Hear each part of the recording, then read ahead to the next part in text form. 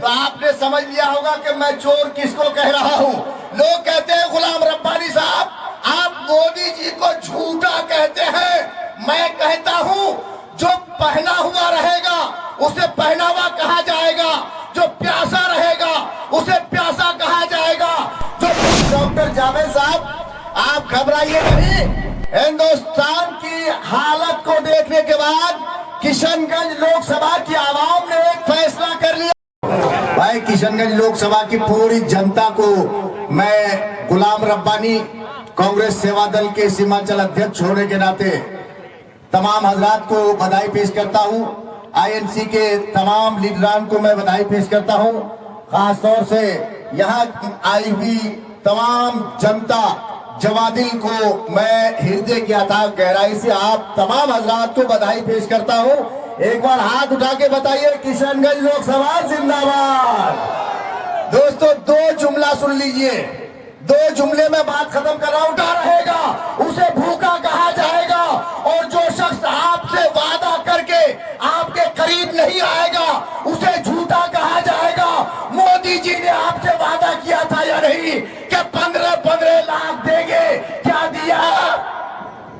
आप जाके बताइए दिया नहीं तो मोदी जी झूठे हुए या नहीं? भाई बोलिए ना भाई। अब आप डरते क्यों हैं? आपके पास ईडी और सीबीआई थोड़े आने वाली है।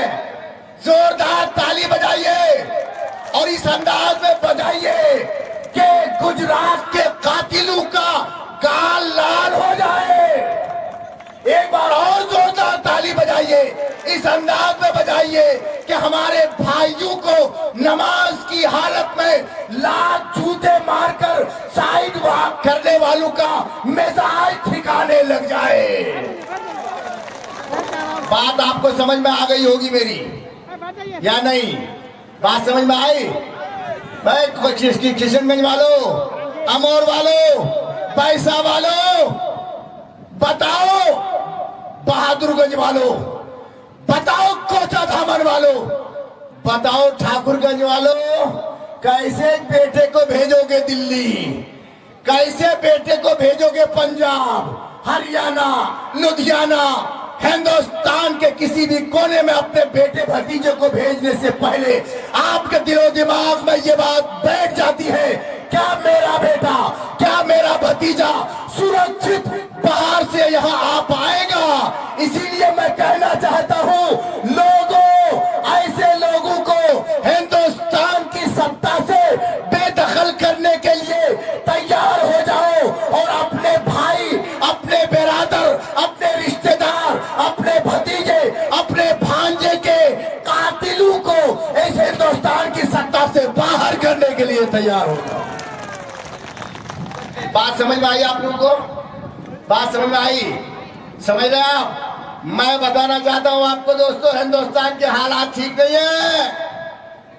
हिंदुस्तान में अंग्रेजों के चापलूसों ने हिंदुस्तान का बेड़ा गर्क कर दिया है और जिन जिन लोगों ने अंग्रेजों की चापलूसी और दलाली और उनकी गुलामी की है, वही हरबे, वही फार्मूले हमारे किशनगंज में अपनाना चाहते हैं। यानी फूट डालो, राज करो, मगर किशनगंज लोकसभा की जनता ने उस आंधी और तूफान में 19 के इलेक्शन में बता दिया कि तुम फूट तो डाल सकते हो मगर हमारे किशनगंज में नहीं। यहाँ की जनता ये नारा हमेशा लगाती है, न मैं डरता हूँ किसी सरदार से, न मैं डरता हूँ किसी मालदार से, न मैं डरता हूँ किसी सरकार से, न मैं डरता हूँ गोलियों की बौछार से।